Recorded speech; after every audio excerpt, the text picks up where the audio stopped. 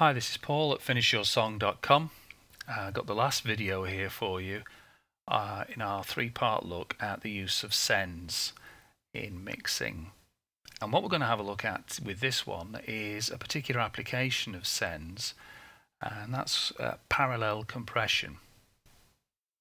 Now, parallel processing is something that you can do with any effect, but parallel compression is a particular technique that's been widely used. It's also known as New York compression, because when it was first introduced, the dance producers in New York embraced it like it was a revelation. And just to illustrate that you can use it on something other than drums and dance music, Michael Brauer, who's a well-known mix engineer, has been known to use up to 5 different compressors on vocals to achieve the tonality and control that he's looking for. And he's produced acts like the Rolling Stones, Coldplay, Katie Tunstall and Bob Dylan. So you've got to assume he knows what he's talking about. So what is parallel compression or parallel processing in general?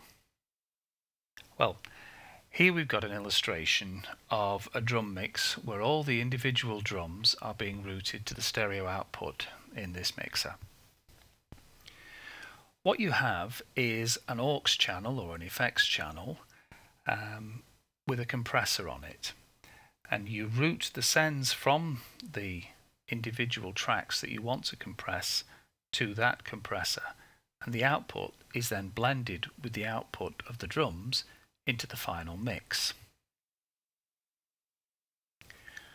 Okay, so here we have a real mix, and once again it's Joe Gilder's It Is Well that's getting looked at. And what we have here is a parallel compressor as a stereo effects track in the middle of our drums.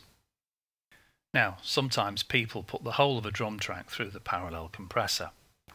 The problem with that is it also compresses the cymbals and the hi-hat, which can make the whole thing very, very splashy, very, very bright. What we want to achieve here in this mix is to add a little thickness to the core of the rhythm section without having that effect on the overall balance of the drum sound. We don't want to make it splashy, we just want to make it solid and punchy.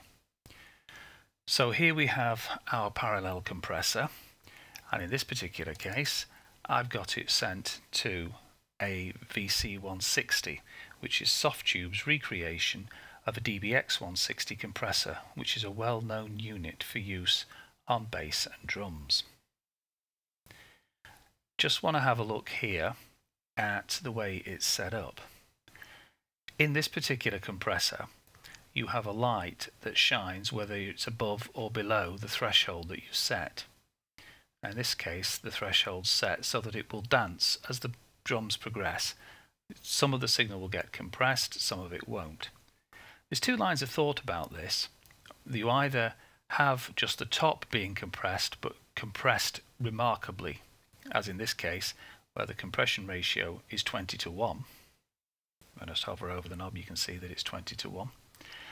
The other line of thought is that you have a very low threshold, so everything gets compressed, but you have a light line of compression. You'd have a ratio of between 1.5 and 2:1, say. It's up to you to experiment and find which one works for you in any given context. I suspect the Michael Brauer compression, where he's running a number of compressors in series, uses a very small compression amount with a very low threshold, or even maybe a higher threshold, but certainly he won't be compressing at 20:1. And the other feature is that, of course, with a heavy amount of compression you're going to lose a lot of the signal. So here I've got 6 dB of gain dialed in to get me back to where I started. And what I'm going to do now is I'm going to let the drums play for a little bit, and I'm going to switch between the input and the output, so you can see that broadly, although there's gain reduction going on, the output is constantly between about -10 and -20 dB.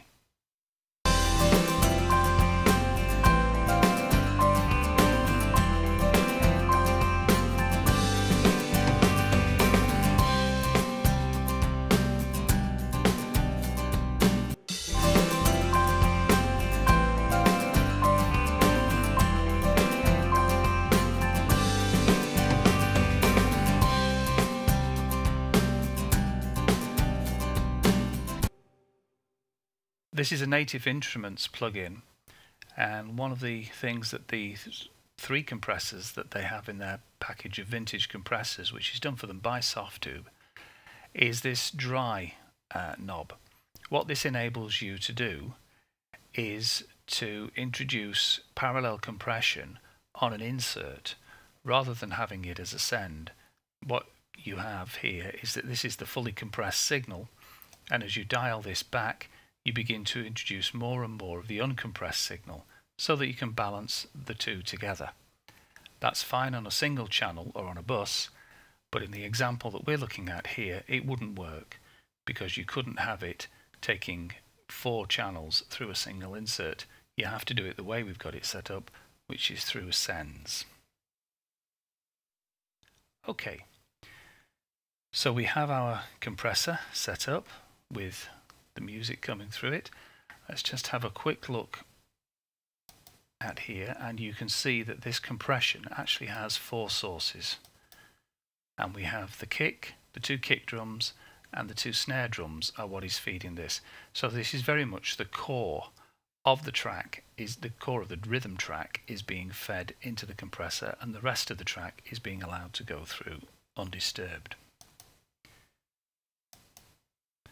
So let's have a look at that. You've got these 4 coming into this compressor and then being fed back out. As you can see, the fader for the compressor is quite low, but it certainly adds some beef.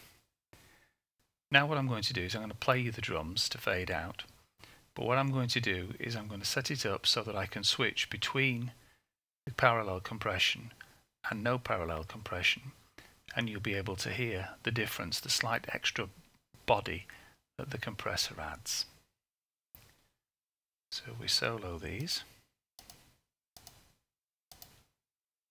mute that, and I'll just switch it in and out as we go. And that's it. Parallel compression in a nutshell.